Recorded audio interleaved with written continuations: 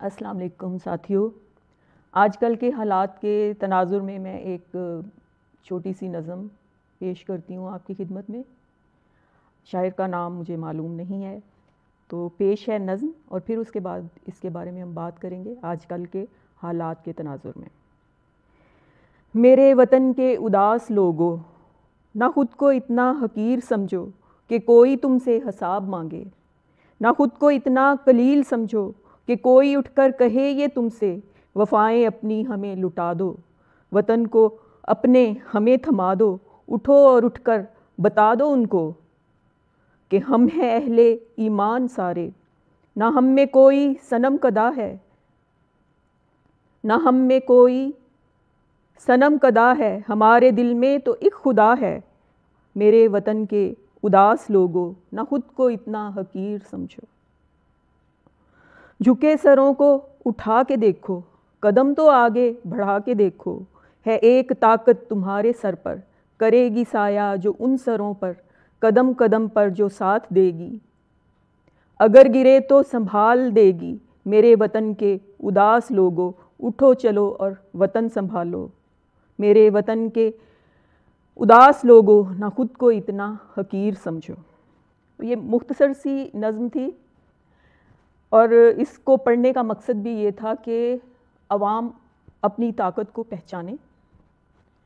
آپ لوگ دیکھ رہے ہیں کہ جو آج کل حالات ہیں، آپ لوگ نکل رہے ہیں کپتان کی کال کے اوپر، ہر جلسے کو پہلے سے زیادہ پذیرائی مل رہی ہے اور پہلے سے زیادہ لوگ اکٹھے ہو رہے ہیں، اور اس کا مقصد بھی یہی ہے کہ آپ اپنی طاقت کو پہچانیں۔ یہ سب ادارے یہ ہمارے ہی ٹیکسوں کے پیسوں کے اوپر پلتے ہیں، فوج سے لے کر عدلیہ، سیاست، صحافت اور بیوروکریسی، سب ادارے ہمارے پیسوں سے، ہمارے ٹیکس کے پیسوں سے عیاشی کرتے ہیں، اور ان کی وفائیں اس ملک کے ساتھ اگر نہیں ہیں تو یہ وطن جو ہے یہ ہمارا وطن ہے۔ اس کی حفاظت اور اس کا مفاد جو ہے اگر ہمیں عزیز نہیں ہے نا، تو یہ یاد رکھیں امریکہ کو عزیز نہیں ہو سکتا ہمارے وطن کا مفاد، اور نہ ہی کسی ادارے کو ہو سکتا ہے۔ وہ بکنے کے لیے تیار ہیں، اور یہ جو آج آپ نے ایک اپنی رائے عامہ کا ایک پریشر بنایا ہے جلسوں میں شمولیت کے ذریعے، اس کے نتائج آپ کی نسلوں تک جانے والے ہیں۔ آپ اپنی طاقت کو پہچانیں۔ یہ سب ادارے جو ہیں، فوج سمیت، عدلیہ سمیت، سیاست، پارلیمنٹ، بیوروکریسی سمیت، سب یہ پاکستانی عوام کے مفاد کے لیے بنائے گئے ہیں، اور اگر یہ اپنی ذمہ داری پوری نہیں کرتے تو ان کی عزت کرنا اور ان کا دفاع کرنا بالکل بھی ہم پر لازم نہیں ہے۔